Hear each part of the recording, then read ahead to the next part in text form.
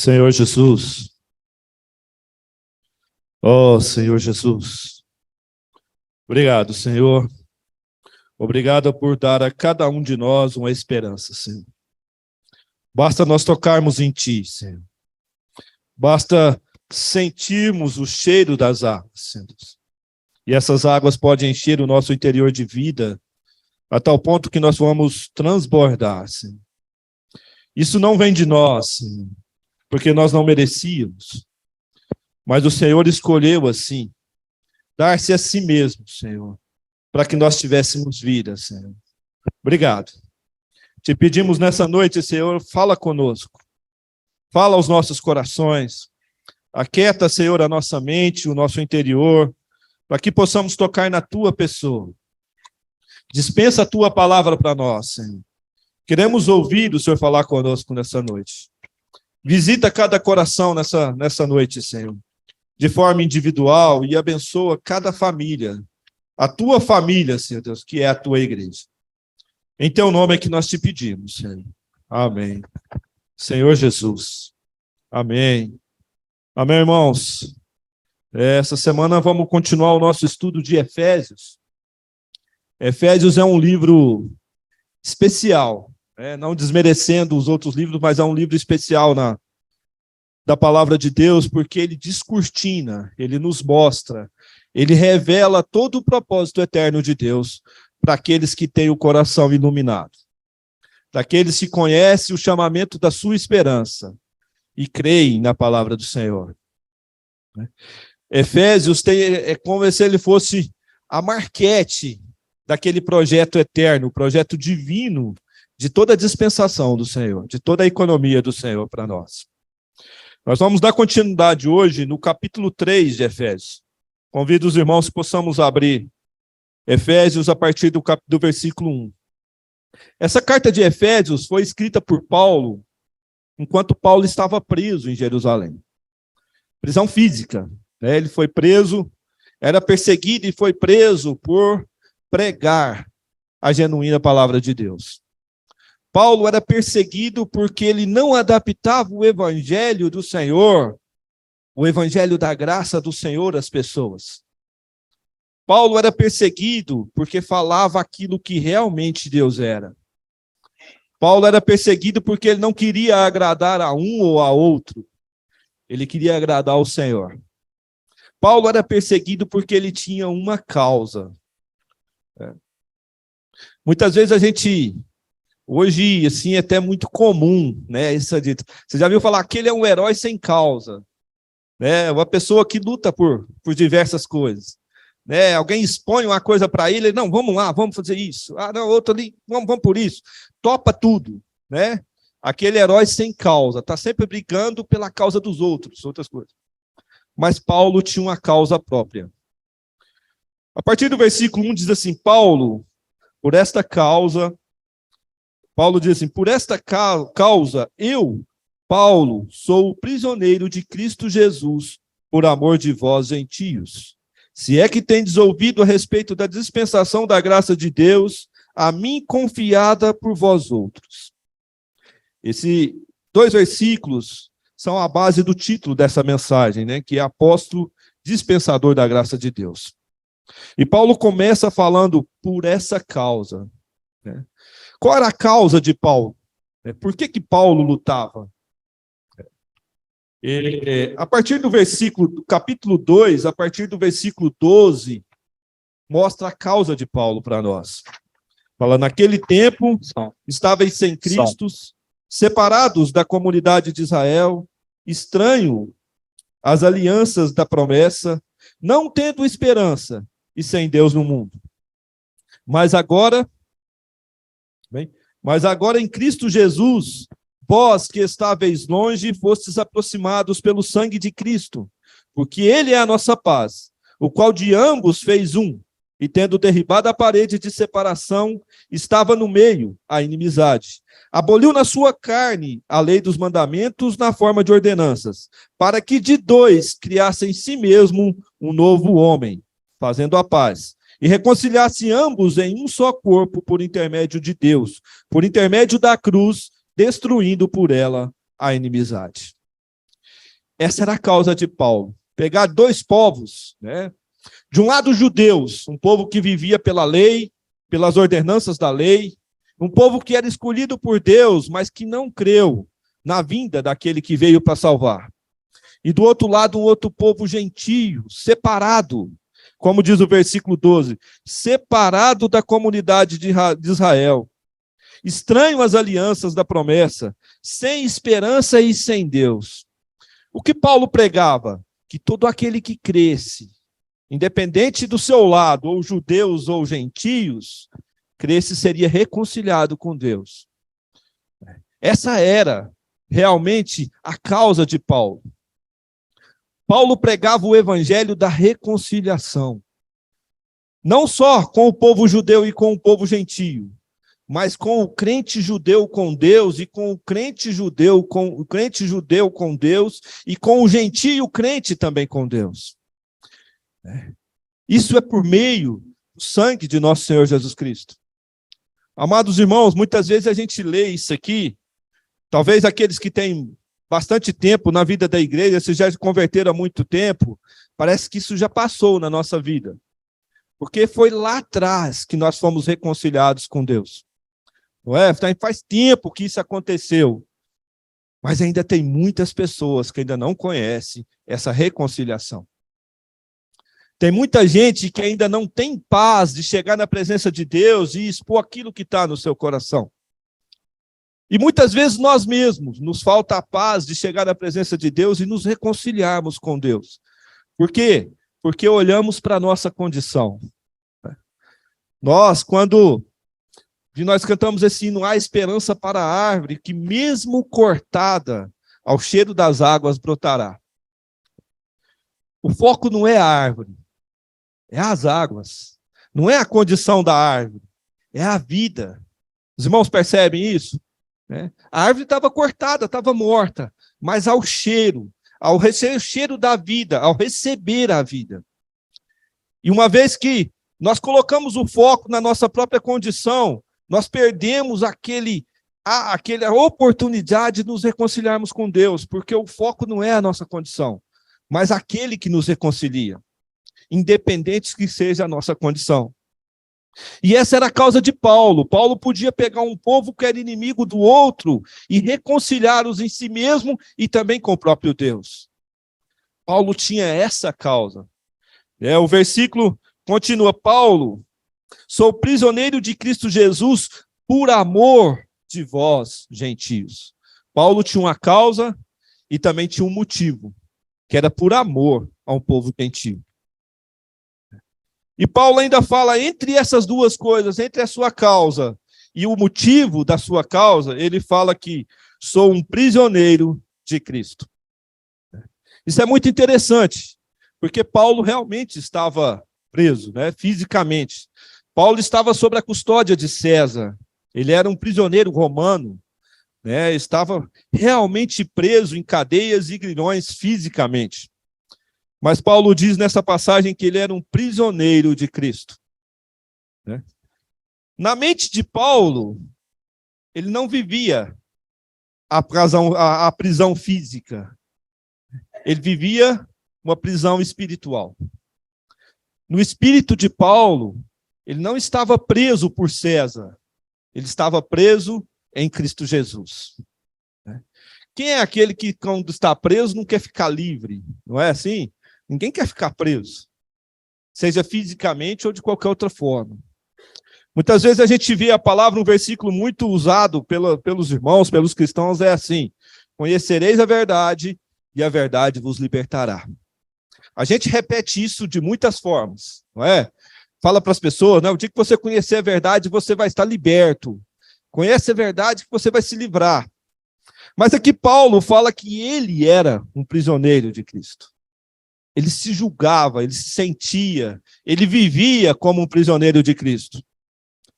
Irmãos, Paulo desfrutava ao máximo da graça que ele recebeu. Ele desfrutava tão absolutamente dessa graça que ele não queria sair perto dela. Ele não queria estar livre da graça do Senhor. Ele não queria estar livre de Cristo. Paulo não queria estar livre daquilo que ele recebeu e que libertou ele do resto de todas as coisas, mesmo preso em cadeias. Muitas vezes a gente tem algumas prisões em nossas vidas, irmãos. Algumas prisões que nos impedem de desfrutar ao máximo da graça que nós recebemos. A mesma graça que Paulo recebeu, nós recebemos também. O capítulo 2, no versículo 8, diz assim: pela graça sois salvos, mediante a fé. Isso não vem de vós, é dom de Deus, não de obras para que ninguém se glorie. Pois somos feituras dele, criados em Cristo Jesus para boas obras, as quais Deus de antemão preparou para que andássemos nela. Foi pela graça que nós fomos salvos. Então nós também recebemos essa graça. Nós hoje temos que fazer a seguinte pergunta, irmãos, dentro do nosso coração: o que nos impede de desfrutar ao máximo da graça do Senhor? Qual é a sua prisão? Qual é a sua cadeia, entre aspas? Paulo estava realmente preso, fisicamente e espiritualmente. Mas isso não impedia dele desfrutar de Cristo ao máximo. Hoje nós estamos todos livres.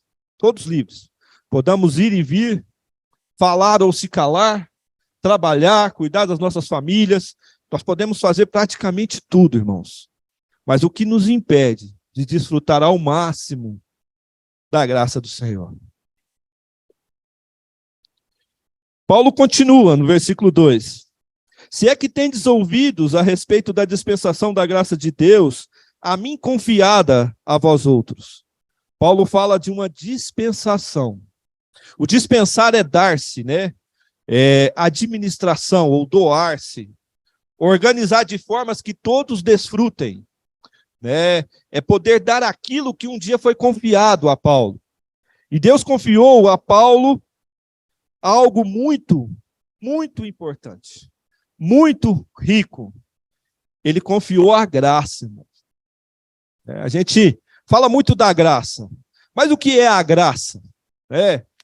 Eu não tenho tempo para a gente aprofundar disso, mas a graça é o próprio Deus sendo trabalhado dentro de cada um de nós, em prol de cada um de nós, para que nós pudéssemos ser salvos de toda e qualquer que seja a situação. Foi confiado a Paulo dispensar o próprio Deus a um povo que estava longe disso, a um povo que não tinha perspectiva de um dia ser salvo, a um povo que era bastardo, separado, longe das promessas de Deus. A Paulo foi confiada essa dispensação. Ele tinha essa causa de dispensar o evangelho da graça. Pergunta aos irmãos, uma vez que nós também recebemos a graça, assim como Paulo, você tem a graça? Você tem graça, irmão? Amém? Nós temos graça, nós temos recebido graça. Nós temos um depósito da graça dentro de cada um de nós. Nós temos o próprio Deus depositado em nosso interior, para sempre que nós pudermos, basta a gente invocar o nome do Senhor e lançarmos mão dessa graça. E esse próprio Deus trabalhado aqui dentro de nós transforma todo o nosso interior, a nossa mente, e nos faz tocar naquilo que é a vida. Assim como Paulo, também essa graça nos foi confiada. Paulo continua no versículo 3. Pois segundo uma revelação me foi dado a conhecer um mistério, conforme escrevi há pouco, resumidamente. Aqui Paulo fala de um mistério. É algo que estava oculto, algo que ainda não tinha sido revelado.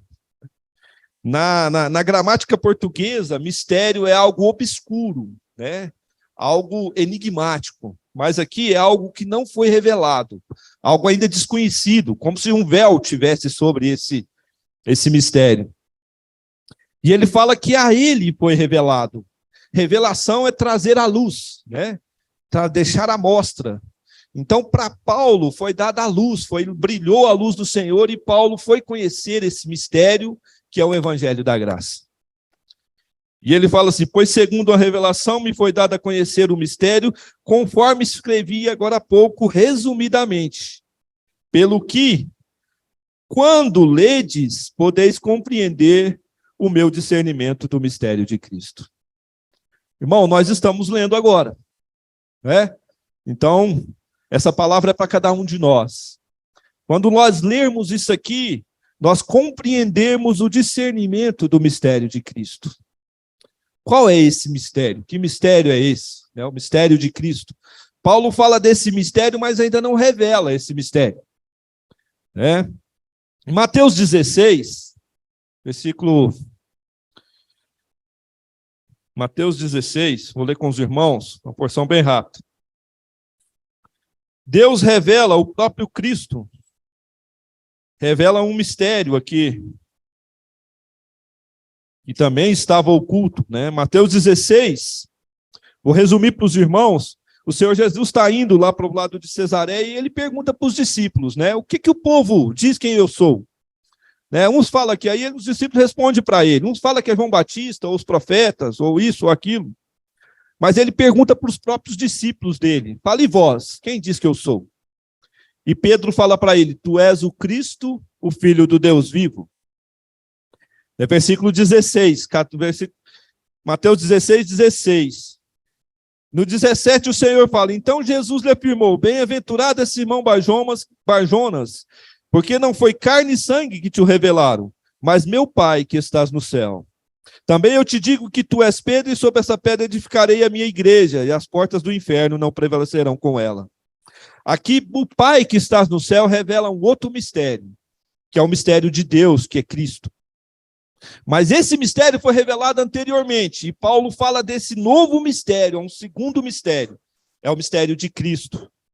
Né? É algo que está sendo revelado para nós, irmãos, todos os dias. Muitas vezes a gente lê, voltando para Efésios, a gente vai lendo Efésios, fala, conheci o mistério de Cristo. Mas nas nossas experiências nós sabemos que nós estamos conhecendo Cristo todos os dias em nossas vidas. Todos os dias ele está revelando esse mistério de Cristo. Né? Todos os dias o Senhor tem revelado para nós um pouquinho mais da sua pessoa. E cada vez que ele revela para nós um pouquinho mais desse mistério, nós ganhamos graça.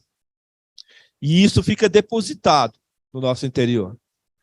Todos nós temos aquela experiência com o Senhor que você fala, puxa vida, só o Senhor. Aquela conversa, muitas vezes, quando você deita lá na cama, que o coração está apertadinho, que você começa a conversar com o Senhor te acalma, te aquieta, traz o sono, a gente dorme em paz.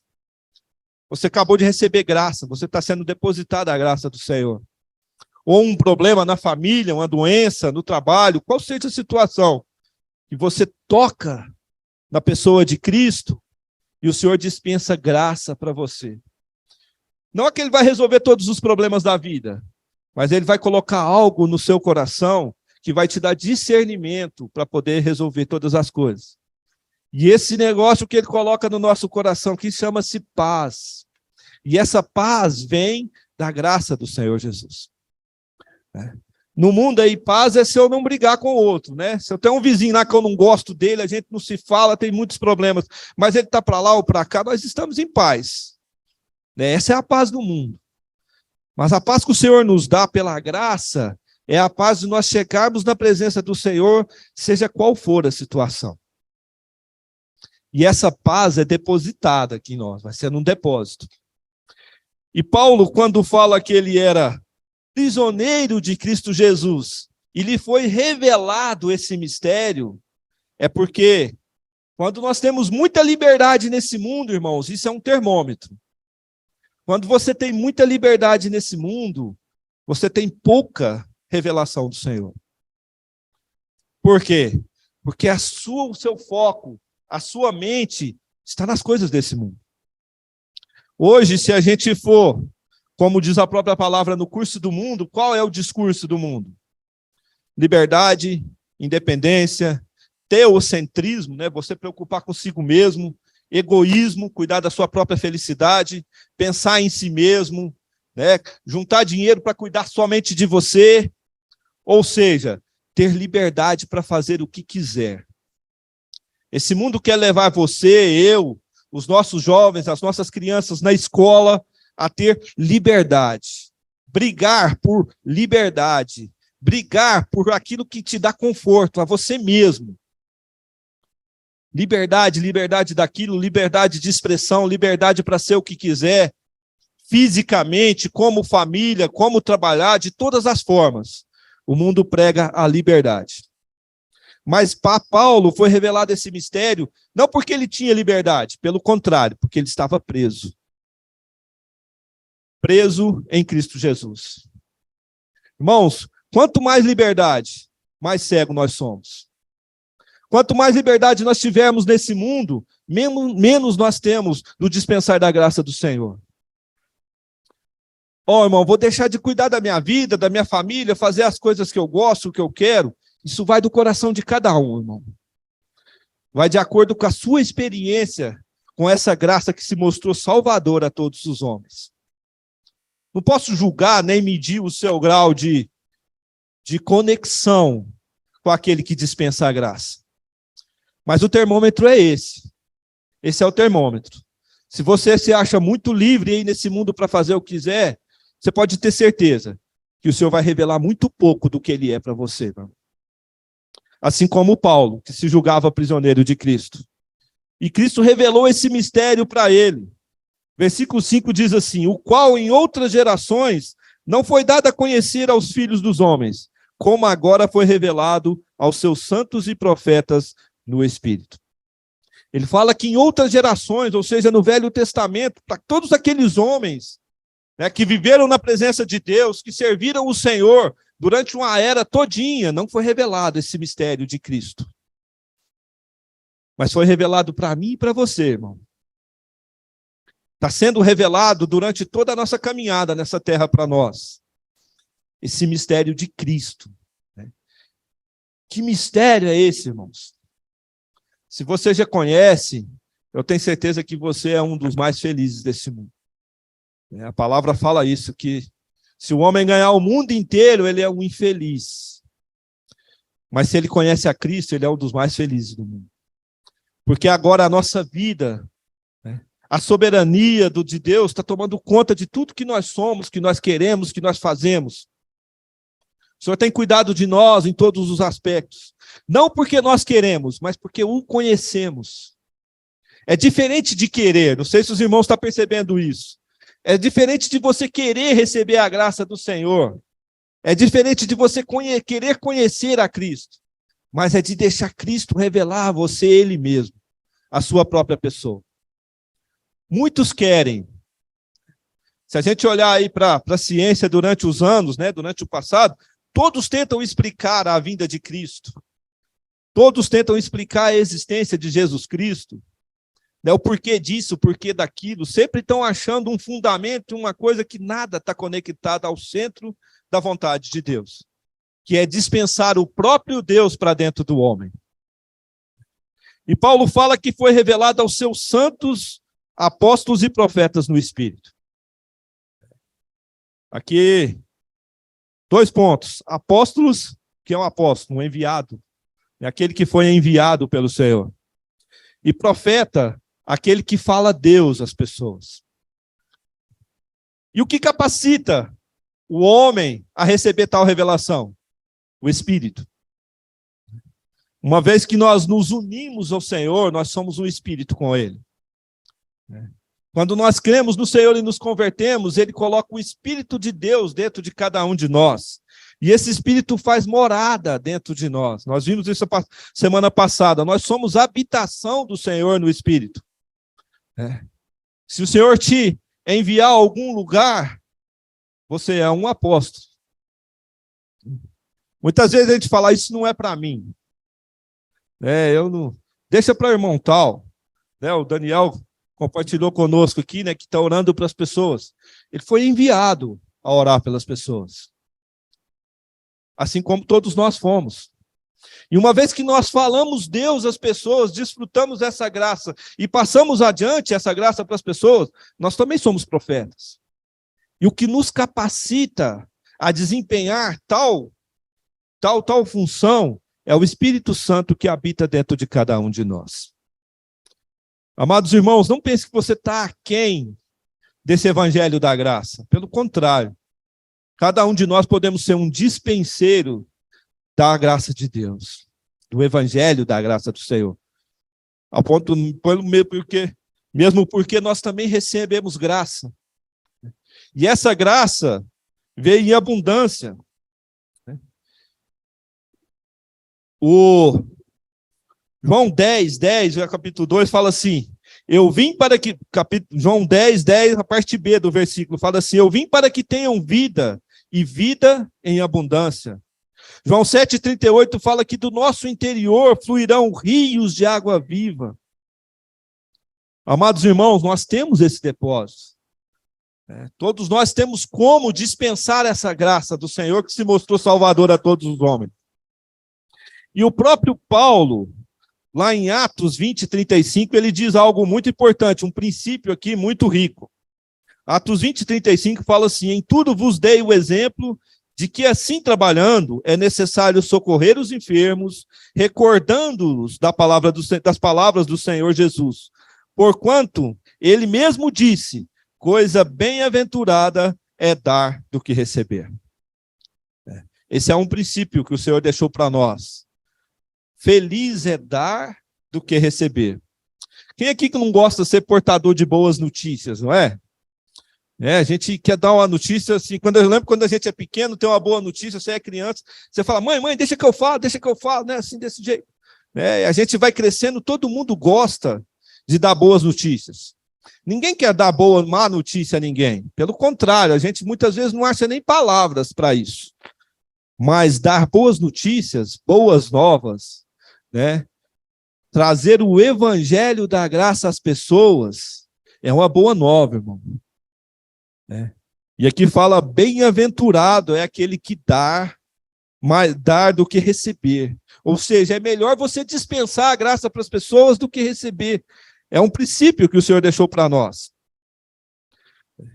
E quando nós olhamos para nós, muitas vezes nós nos ficamos assim aquém, fala, puxa vida, isso não é para mim, eu tenho vergonha, não dá, eu gaguejo, eu fico tímido.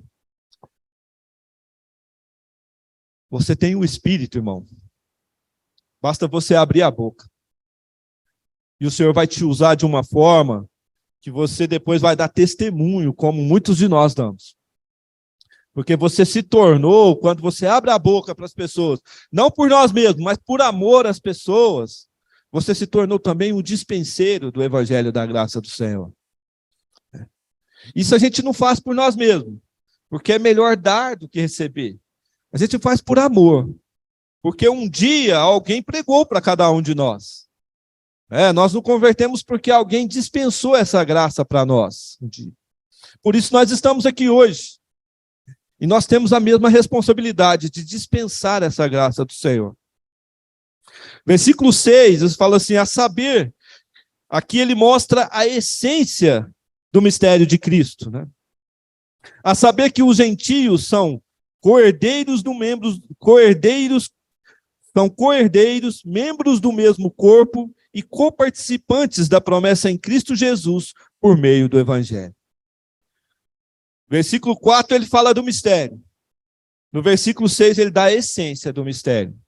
Ele fala que um povo que estava separado das promessas de Deus, um povo que vivia sem Deus no mundo e sem esperança, agora é coerdeiro, membros do mesmo corpo e coparticipantes das promessas de Cristo Jesus no Evangelho.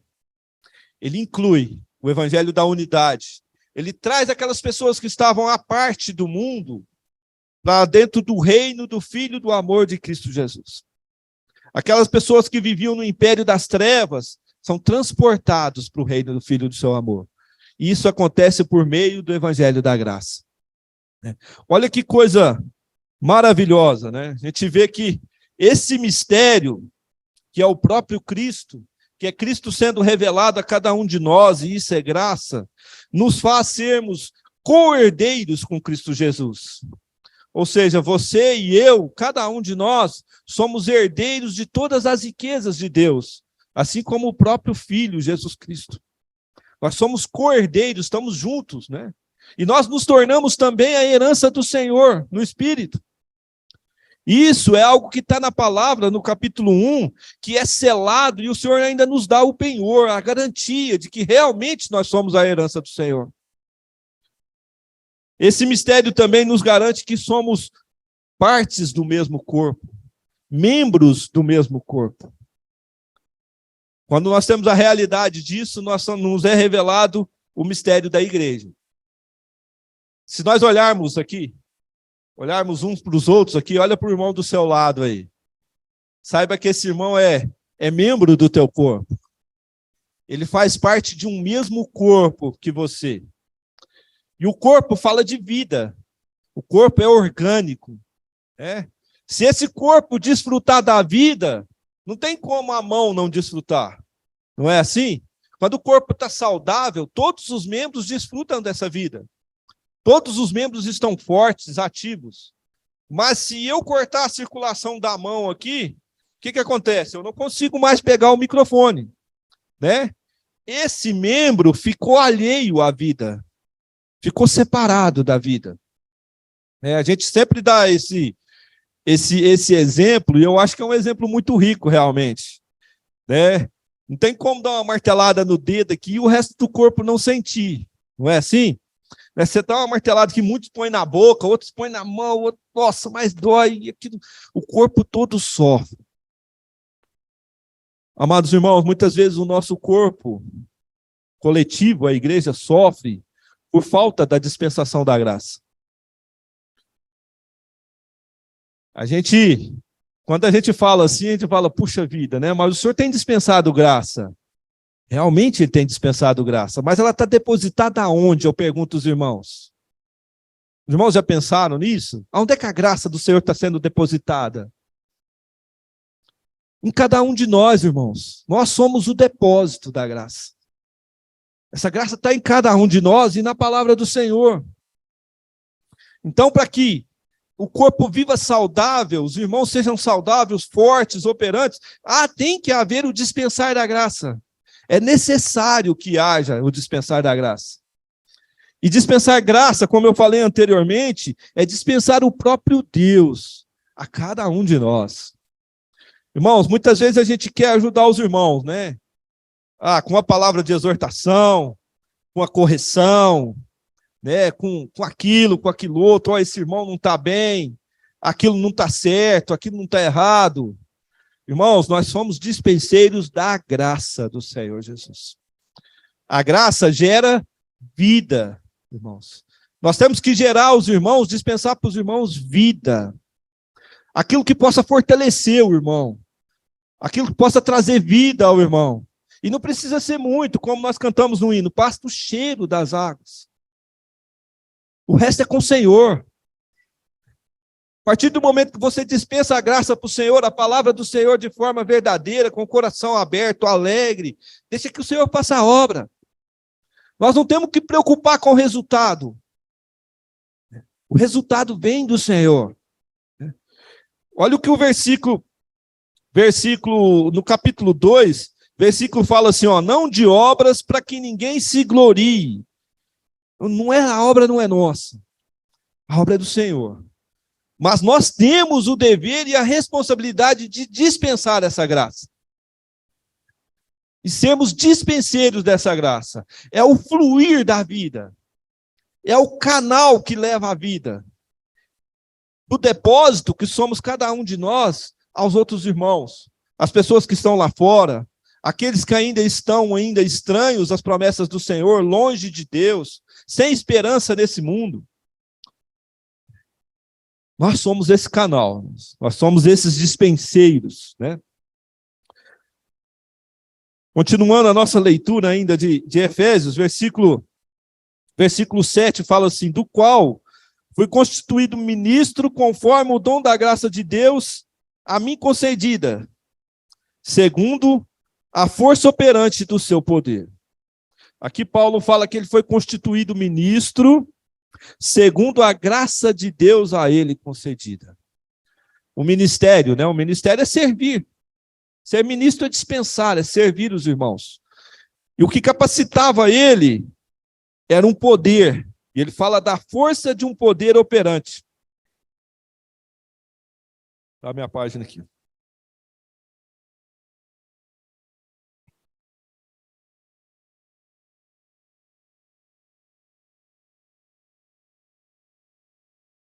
Senhor Jesus. Amém. Ele fala da força de um poder operante. Que poder é esse, irmãos? Efésios 1, versículo 19, fala assim, do 18, para que a gente possa compreender melhor. Iluminados os olhos do vosso coração para saberdes qual a esperança do seu chamamento, qual a riqueza da glória da sua herança nos santos, e qual a suprema grandeza do seu poder para com os que cremos, segundo a eficácia da força do seu poder. Aqui ele fala da suprema grandeza do seu poder para com os que cremos. Todos nós cremos.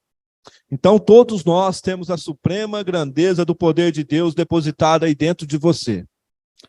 Você só não tem se você não crer. Mas se você crer, você tem esse poder. E se nós juntarmos a palavra de Deus, que está acessível, que está nas nossas mãos, que é dispensada para nós constantemente, com a força desse poder, ela nos dá um resultado muito grande. Ela vai nos dar uma força operante. Quem estudou física aí lembra um pouquinho disso, né? Junta a força estática com o poder, ou seja, com a combustão, e aquilo dá uma força operante, ou seja, faz movimentar, faz as coisas acontecerem, faz o fluir da vida fluir de forma normalmente. Né? Mas para isso nós temos que estar conectados com a palavra e conectados com o Espírito. Palavra sem Espírito não dá. Espírito sem palavra também não dá força operante. Mas nós temos todos os dois. Está aí na mão dos irmãos. Então, nós também temos essa força operante que está dentro de nós. O Senhor fala que as palavras que eu vos tenho dito lá em João são espírito e são vida. Zacarias, capítulo 6, ele diz assim, e ele me respondeu dizendo, esta é a palavra do Senhor a Zorobabel, não por força nem por poder, mas pelo Espírito, diz o Senhor dos Exércitos. Tem uma outra porção, uma outra versão que diz que não por força nem por violência. Ou seja, não é por capacidade própria, não é pela minha sabedoria, não é pela minha condição intelectual, pelo meu empenho, pela minha força física. Não é por isso. É pelo Espírito. Filipenses 3:2 que diz assim, porque é Deus que produz em vós tanto querer como efetuar, segundo a sua boa vontade. É Deus que produz em nós, tanto querer como efetuar. Os irmãos percebem que a nossa responsabilidade é unicamente dispensar.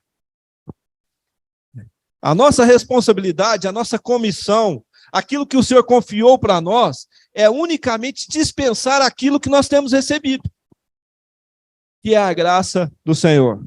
E quando nós dispensamos, tem algo em nós que se move, que é a força operante. Essa força que nos move, que nos leva até as pessoas, que nos faz orar, que nos faz interceder, que nos faz conectarmos as pessoas com Deus. Muitas vezes a gente tenta com a nossa própria força. Confesso aos irmãos que já tentei, assim, com o meu conhecimento, com a minha força. Por amar muita pessoa, você quer praticamente abrir a cabeça dela e pôr lá dentro, né? Mas não funciona, irmãos, não funciona. A gente, muitas vezes, parentes, pessoas que a gente ama, a gente quer pôr esse evangelho da graça dentro da cabeça da pessoa de qualquer forma. Mas tem algo dentro dela que não deixa ver. E aí você se volta ao Senhor e fala, Senhor, mas por quê? Por que é dessa forma? Por que é tão cabeça dura? Por que não compreende, que não entende? Porque não foi pelo fluir da graça. Não foi pelo Espírito. E quando nós fazemos isso, muitas vezes nós machucamos as pessoas. Nós ofendemos as pessoas. Em vez de dar uma palavra que vai trazer vida, gerar vida, a gente coloca dúvida no coração das pessoas. Porque não é o fluir da graça. Não é o dispensar do evangelho da graça. Não é o falar Deus às pessoas. Eu acho que os irmãos também já têm, alguns já devem ter tido essa experiência também. Muitas vezes você fala um punhado de coisa, irmãos. Um punhado de letra morta. Muita coisa. Mas aquilo não é o fluir da vida. Não é o propósito eterno de Deus. Não é o mistério que estava oculto. O mistério que estava oculto é revelar o próprio Cristo. É falar Cristo, falar isso, falar o próprio Deus às pessoas. É isso que traz salvação. É isso que transforma a vida das pessoas. É o fluir da graça que faz as pessoas se converterem, reconhecer que são pecadores, e se voltar ao Senhor, entregar suas vidas ao Senhor. Irmão, nós reconhecemos que somos pecadores e precisamos de Deus. Para nós que já fizemos isso, é a coisa mais maravilhosa do mundo. É a melhor coisa que Deus fez para nós. Mas para uma pessoa que ainda não creu, isso é muito difícil, irmãos. Muito difícil. E muitas vezes nós queremos ali, igual eu falei antes, né, abrir a cabeça da pessoa, colocar dentro lá, fechar, falar agora você vai entender. Né? Paulo continua no versículo 8, né? Ele fala: a mim, o menor de todos os santos, me foi dada a graça de pregar aos gentios o evangelho das insondáveis riquezas de Cristo. Aqui Paulo se julga o menor de todos os santos. 1 Coríntios 15:9, ele fala que ele é o menor dos apóstolos. Mas tem uma porção da palavra de Deus que ele fala que é o maior. Em 1 Timóteo 1,15, ele fala que ele é o principal, o maior dos pecadores. Assim julgava Paulo. O menor de todos os santos, o menor dos apóstolos e o maior, o principal dos pecadores. Mas a ele foi confiada a graça de pregar o evangelho das insondáveis riquezas de Cristo. Irmãos, eu só discordo com Paulo numa coisa, que ele tomou o meu lugar aqui. Mas, ele se julgando dessa forma, também ele traz uma luz muito grande. Mesmo com todas as nossas debilidades, nós também podemos pregar o evangelho das insondáveis riquezas de Cristo. Né? Se Paulo era o menor, né, o menor de todos os santos, era o menor dos apóstolos, o principal dos pecadores, onde é que nós estamos nessa escala? Com certeza maior do que Paulo, não é assim? Porque ele era o menor. Ele se julgava o menorzinho, o principal dos pecadores. Mas quem é de nós que podemos chegar diante de Deus com tal pensamento? Fala: Senhor, eu sou bom nisso, eu sou bom naquilo, mas aqui eu preciso da tua ajuda, né? Nessa área da minha vida, pode deixar comigo que eu domino. Né? Aqui pode deixar que eu estou bem. Mas aqui, não dá, eu preciso de ti. Nós sabemos que nós precisamos do Senhor em todas as áreas da nossa vida. Por isso esse evangelho é insondável, é rico, né? Esse evangelho é uma pessoa que pode cuidar de todos os aspectos da nossa vida. Muitas vezes, tá bom lá no trabalho, tá tudo bem, ganhando dinheiro, pagando as dívidas, sobrando um pouquinho, pondo no banco, trocando o carro, mas o casamento não tá bom. Muitas vezes o relacionamento com os filhos não tá bom. Mas o resto, isso aí a gente vai vendo, as coisas vão se ajeitando, né? A gente vai levando. O importante é que as dívidas estão pagas, a conta no banco está no azul e a gente vai levando a vida. É como se a gente separasse algo. Paulo não separou sequer nem a sua própria dignidade. Quando ele fala que ele era um prisioneiro de Cristo, ele estava tão absolutamente preso em Cristo que nem aquilo que ele mesmo era, para ele se julgava importante. A sua própria pessoa. Em falar dessa forma que eu sou o principal dos pecadores.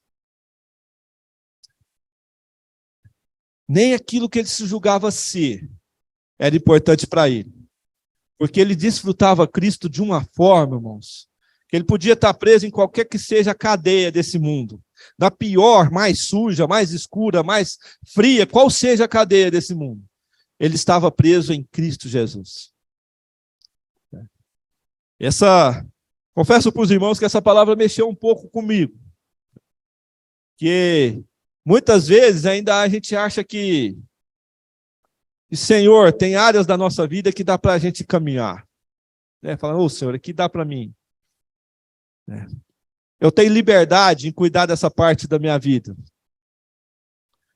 Tem muitos anos de profissão, trabalho na profissão há muitos anos, no trabalho, ou convivo com tal pessoa há muito tempo, a gente sabe se lidar. Muitas vezes a gente separa esse cantinho da nossa vida para que a gente mesmo possa cuidar. Desvincula de Cristo. Esse é nosso erro, irmãos. A gente trazendo uma reflexão bem breve sobre estar numa cadeia, né? Eu nunca fui preso, não sei, mas a gente pensa assim, consegue imaginar um pouco. Você viver confinado, sem horários, comendo o que te dão, quando dão, né? Tendo que dormir, comer, beber, acordar no outro dia sem nenhum tipo de perspectiva, não sendo dono da sua própria vida, alheio à sua família, às pessoas que você ama, pagando por um erro que realmente você fez, isso é estar preso, né? Sendo maltratado, humilhado, desprezado pela sociedade. Assim era Paulo, irmãos. Essa era a condição de Paulo. Perseguido, muitos desejando a morte dele. Prenderam ele lá, antes de ser preso, ele foi quase morto, linchado. Essa era a real condição de Paulo, fisicamente nesse mundo. Ele estava passando por tudo isso. Mas no início dessa palavra ele fala, prisioneiro de Cristo Jesus. Toda essa condição que a gente descreveu, tudo isso aqui que eu descrevi para os irmãos, não impedia Paulo de gerar vida a todo aquele que cresce. Mesmo em todas essas dificuldades, ele podia falar, puxa vida, Senhor, olha para a minha situação aqui, não é? E com razão, ele estava vivendo aquilo. Ele realmente estava preso. Mas Mesmo dessa forma, o Senhor confiou a ele. Pregar o evangelho das insondáveis riquezas de Cristo. Amém? Irmãos, é um apelo que eu faço aos irmãos. Nós temos que pensar nisso. O que nos prende, irmãos? O que prende a mim ou você de desfrutar ao máximo Cristo Jesus? O Senhor não tem nos dado 10% dele, 30% para um, 40% para o outro, 20% para um. Ele tem nos dado ele totalmente, é a graça do Senhor. Mas o que te impede de desfrutar 100% da graça do Senhor, assim como Paulo? Nós devemos fazer essa reflexão em nossas vidas, irmãos. Pensarmos realmente se estamos desfrutando 100% do Senhor. O Senhor não quer que nós vivemos uma vida miserável na presença dele. Pelo contrário, essas riquezas são insondáveis. É muita riqueza, irmão, é muita riqueza. É muita coisa que o Senhor quer fazer na minha vida e na sua. Esse depósito aqui, essa morada aqui, cabe um Deus dentro de cada um de nós, irmãos. O Senhor nos dê tal revelação dele, para que cada dia mais nós possamos desfrutar desse Cristo que nos dá as suas insondáveis riquezas. Amém? Irmãos, vou parar por aqui. Amanhã a gente continua, se o Senhor assim permitir. Amém? Quero convidar os irmãos para a gente fazer uma oração, pedir os irmãos que fiquem de pé. Tem algum irmão que está nos visitando pela primeira vez? Não, né? Amém. Bem, vamos orar. Senhor Jesus, ó Senhor Jesus, ainda se revela mais para nós, Senhor. Ainda fala aos nossos corações. Tira de nós, Senhor, tudo aquilo que nos impede de tocar 100% em Ti. De desfrutar ao máximo, Senhor, a Tua graça, Senhor. Enche o nosso viver de vida, Senhor. Transborda esse depósito que somos nós, para que nós possamos dispensar essa graça do Senhor a outras pessoas, para que dessa forma o Senhor pode completar a sua obra, Senhor. Obrigado, Senhor, por confiar a cada um de nós a Tua graça, Senhor. Obrigado por nos dar o privilégio de levar boas notícias, boas novas às pessoas. Sabemos que isso o Senhor aqui nos deu, não vem de nós, Senhor. Esse é o teu desejo, se dar a cada um de nós. Obrigado por nos inserir no teu corpo, Senhor, para que possamos desfrutar das alegrias e também das tristezas, dos sofrimentos, Senhor, dos regozijos de todo o corpo do Senhor. Obrigado por nos fazer a tua herança, Senhor, e também sermos a tua herança, porque nós somos feitura sua, Senhor. Um dia o Senhor nos reconciliou contigo mesmo, nos tem reconciliado com as pessoas, para que nós pudéssemos ter paz com Deus, Senhor. Estarmos na tua presença sem nada, para que nada nos possa nos prender. Ó, Senhor, ainda renova a nossa mente, traz transformação à nossa maneira de pensar, Senhor, para que possamos desfrutar da tua boa, perfeita e agradável vontade, Senhor. Ó, Senhor, abençoa cada irmão, Senhor. Visita o coração de cada irmão e irmã. Visita, Senhor, também as tuas famílias, Senhor. Nós somos as tuas famílias, Senhor. Traz aqueles que estão afastados para perto de ti. Nos usa, Senhor, como objeto de reconciliação por meio da tua graça, Senhor. Tira as dúvidas do coração dos irmãos. Tira os incômodos, Senhor, para que possamos todos nós sermos participantes das tuas insondáveis riquezas, Senhor. Ó, Senhor Jesus, obrigado, Senhor. Nós somos gratos a ti. Amamos, Senhor, a ti e a tua palavra. É em teu nome que nós oramos. Amém.